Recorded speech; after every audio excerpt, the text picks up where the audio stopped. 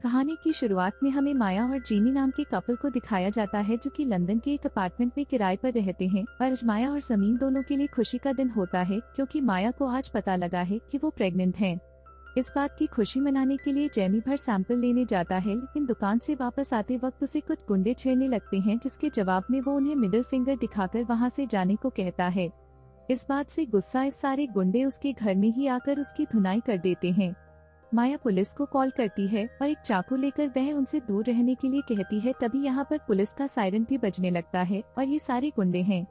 ये सुनकर भाग जाते हैं। अब इसके बाद आइलैंड में हमें गांव में एक घर को दिखाया जाता है जिसमें जेमी की ग्रैंडमदर मेव रहा करती थी, लेकिन आज उसकी डेथ हो गई है। तो मेव की एक सहेली नियम पुलिस को यहाँ पे बुलाती है और उस डेड बॉडी को वहाँ से हटा देती है। यहाँ पर हम पत्थर के बने एक छोटे से घर को देखते हैं जिसमें से कोई नियम और पुलिस वालों को चुपके से देख रहा है, लेकिन हमें ये नहीं पता चल पाता कि ये कौन है।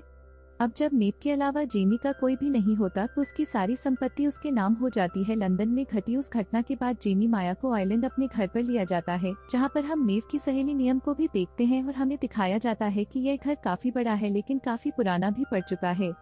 जेमी यहाँ पर पत्थर के बनाए उसी छोटे घर को देखता है और नियम को बताता है कि बचपन में उसकी दादी उस छोटे घर में जाने के लिए सख्त मना किया करती थी। तो मैं वहाँ पर इन दोनों को एक राज की बात बताती है कि दीवार के पास जंगल में कुछ अजीब सी क्रिएचर रहा करते हैं जिन्हें हम लिटिल मैन यार्ड कैप्स कहते हैं। ये दिखने में हूबहू इंसानों की तरह होते हैं, लेकिन इनका कद काफी छोटा होता है।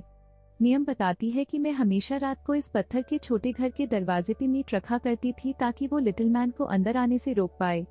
साथ ही वो बताती है कि मेव की कभी एक बेटी हुआ करती थी, लेकिन उसके पति के मरने के बाद उसकी बेटी का भी देहांत हो गया था। तो नियम यहाँ पर एक वार्निंग देती है कि भले ही वो खुद खाना खाना भूल जाएं, लेकिन वह लिटिल मैन के लिए वहाँ पर खाना जरूर रखे। तो माया भी ये बात मजाक में लेकर नियम से प्रॉमिस करती है कि वो हमेशा रात को उनके लिए मांस रख दिया करेगी। अब घर में एंटर करने के बाद ये देखते हैं कि यह घर अंदर से काफी टूट फूट गया है, तो इन्हें इस घर को रिन्यू कराना पड़ेगा। तो अगले दिन ये विलेन फैमिली के यहाँ पर जाते हैं और उन्हें अपने घर के रिनोवेशन का ठेका दे देते हैं। रात को जब ये पब में जाते हैं तो सारे लोग इनकी बड़ी रिस्पेक्ट करते हैं कि तभी यहाँ पर एक बूढ़ा इनसे बात करता है और इन्हें बताता है कि जैसे विलन फैमिली को उन्होंने रिनोवेशन का ठेका दिया है, वह फैमिली बिल्कुल भी ठीक नहीं है और वह सब काफी अजीब बिहेव करते हैं। लेकिन तभी नियम यहाँ पे आ जाती है और वो उस ड्रंक बूढ़े आदमी को पाप से बाहर निकाल देती है, जिसके बाद वो बूढ़ा आदमी अपने कुत्ते को लेकर यहाँ से निकल जाता है। वहीं पब में नियम माया को पूछती है कि क्या उसने लिटिल मैन को खाना दे दिया है, जिसमें माया कहती है कि वो खाना देना भूल गई है, लेकिन जैसे ही वे घर जाएगी वो उनके लिए खाना रख देगी। इस पर नियम काफी गुस्सा हो जाती है और कहती है कि उसने उसे प्रॉमिस किया था कि वह उन्हें टाइम से खाना दे देगी, क्योंकि अगर वो ऐसा नहीं कर रही है तो गाँव वालों की जिंदगी खतरे में आ सकती है। वहीं हमें जंगल में उसी बूढ़े आदमी को दिखाया जाता है जिसका डॉग उससे दूर भाग जाता है।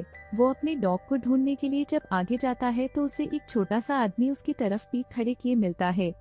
ये बूढ़ा आदमी सोचता है कि यह कोई बच्चा है, लेकिन हमें पता होता है कि यह बच्चा नहीं बल्कि लिटिल मैन है। और जैसे ही वो उसके पास जाकर उसे छूने की कोशिश करता है तो वो लिटिल मैन उसको मौत के घाट उतार देता है।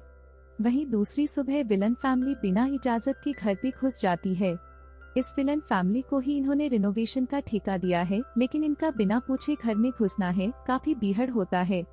अब विलन फैमिली घर साफ करने लगती है तो वही जेमी और माया मार्केट सामान लेने के लिए जाते हैं और आज वो उन रेड कैप या कहीं की लिटिल मैन के लिए भी मास्क खरीद लेती है। रात को जब उस पत्थर के छोटे घर के दरवाजे पर उस मांस के टुकड़े को रखती है तो पलक झपकते ही वह टुकड़ा वहाँ से गायब हो जाता है। इस बात से माया को यकीन हो जाता है कि लिटिल मैन सच में होते हैं। वहीं दूसरी सुबह विलन का बड़ा बेटा यौन खिड़की का कांच तोड़ देता है।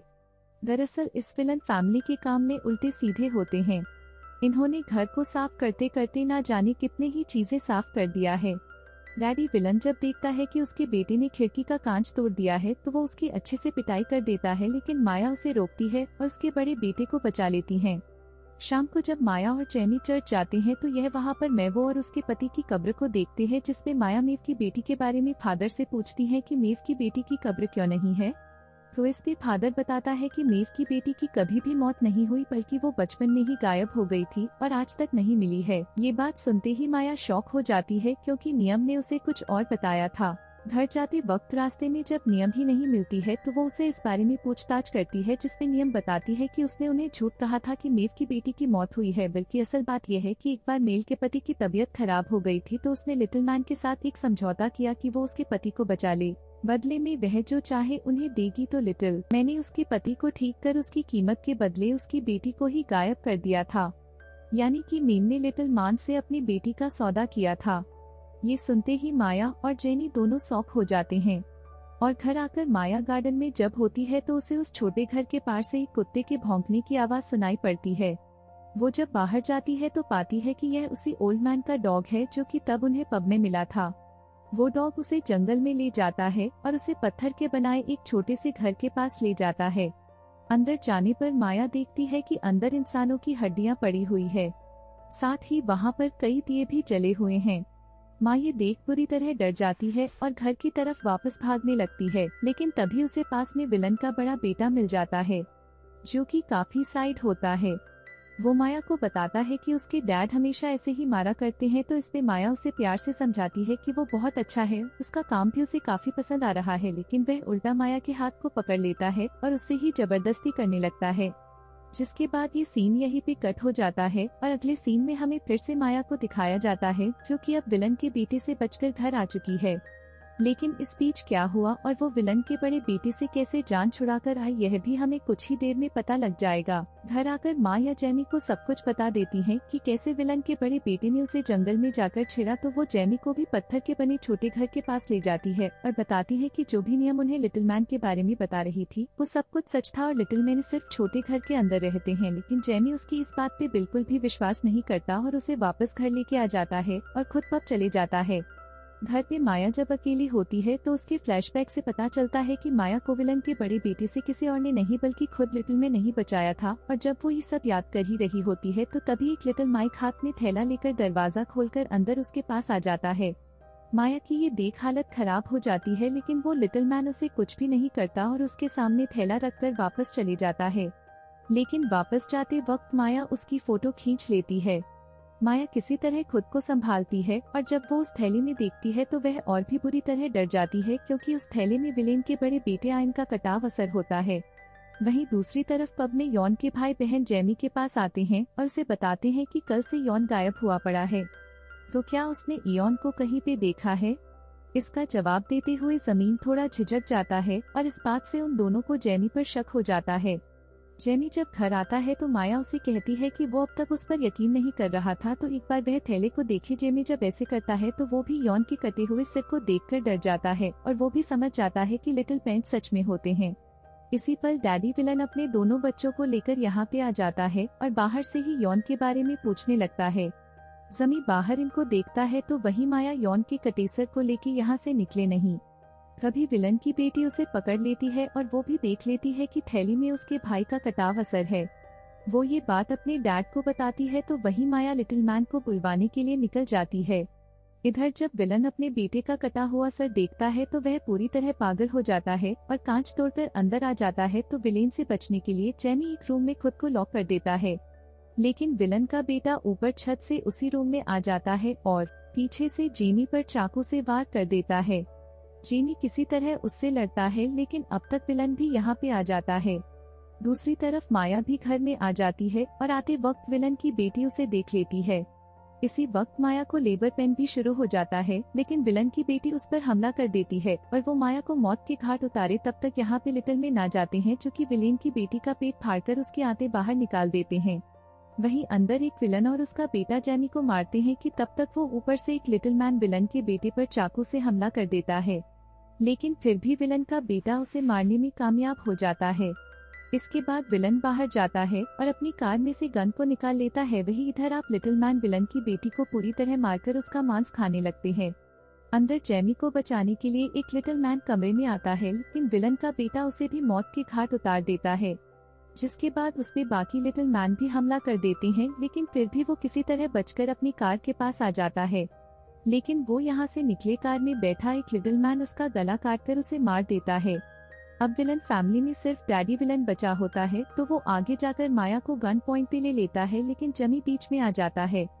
और उसपे गोली लग जाती है। विलन यहाँ पर लिटिल मैन को भी मार देता है और अब वह अपने बच्चों के मरने के बदले माई के बच्चे को भी मारना चाहता है, लेकिन वो ऐसा करे तब तक यहाँ पे वही डॉग आ जाता है और विलन पे हमला कर देता है। विलन के हाथ से गन छूट जाती है और जब तक वो डॉग से निपटे तब तक माया उसी की गन से उसे शूट कर देती है और इस तरह यहाँ पर जेमी और माया की जान बच जाती है। जेमी दूसरे दिन जख्मी हालात में माया को हॉस्पिटल ले जाता है और माँ एक बच्चे को जन्म देती है। इसके बाद कई दिन ऐसे बीत जाते हैं, लेकिन one दिन माया देखती है कि उसका बच्चा बेड से गायब हो चुका है, तो वो समझ जाती है कि ये काम किसी और का नहीं बल्कि लिटिल मैन का ही है। लेकिन यहाँ पे सोचने वाली बात यह है कि लिटिल मैन ने ऐसा क्यों किया जबकि वो शुरुआत से उनकी मदद कर रही थी। तो फिर यहाँ पर क्या हुआ जो कि लिटिल मैन उसके बच्चे को ही उठा कर ले गए। तो दरअसल ये बात तब की है जब विलेन और उसके बच्चे उसके घर में उन्हें मारने के लिए आ जाते हैं। तो तब माया भागकर लिटिल मैन के पास जाती है और उसे वही सौदा करती है जो कि बहुत साल पहले उसने की दादी मेव ने भी किया था, यानी कि अपने पति के जान के बदले माया लिटिल मैन से होने वाले बच्चे का सौदा करती है और जब उसका बच्चा हुआ तो सौदे के तहत वो उसके बच्चे को उठाकर ले गए। माया सब कुछ समझ जाती है और वह जंगल में उसी पत्थर के बनाई छोटे घर में घुस जाती है। अंदर जाने पर वो देखती है कि वहाँ पर बहुत सारे लिटिल मैन और उनकी एक सरदार खड़ी है जो कि अब काफी बुरी हो चुकी है। और यहाँ पर माया पल भर में ही समझ जाती है कि वह सरदार और कोई नहीं बल्कि मेव की वो बेटी है जो कि बचपन में ही गायब हो गई थी और उसे भी तब लिटिल मैन ने ही गायब किया था। माया उससे अपने बच्चे की भीख मांगती है और कहती है कि उसके बच्चे के बदले वो उसे खा जाएं। लेकिन लिटिल मैन की सरदार कहती है कि उसके मांस खाने में बिल्कुल भी मजा नहीं आएगा, तो वो उसके बच्चे को ही खाएगी। यह सुनकर माँ एकदम से गुस्सा हो जाती है और वह उस पर हमला कर उसकी दोनों आंखें फोड़ देती है, जिसके बाद वह उसके सर को ही उससे अलग कर देती है। और ऐसा होते ही यहाँ पर मौजूद सारे रेड कैप या कहें कि लिटिल मैन उसके आगे अपना सर झुका देते हैं। और अब हमें पता लगता है कि ऐसा करके माया अब इन लिटिल मैन की सरदार बन चुकी है। वो अपने बच्चे को सुरक्षित घर लाती है और जेमी अपने बच्चे को अपने हाथों में पकड़ लेता है। लेकिन तभी वो देखता है कि माया बाहर लिटिल मैन के बीच खड़ी हुई है और सारे लिटिल मैन उसका गुणगान कर रहे हैं। ये देख जाम्मी भी माया के इस खुशी में शामिल हो जाता है और फिर ये सारे इस बात का जश्न मनाते हैं और फिर इसी होरिफिक सीन के साथ ये कहानी का अंत यहीं पे हो जाता है। दोस्तों, मूवी एक्सप्लेनेशन अच्छी लगी हो तो चैनल को सब्सक्राइब कर देना।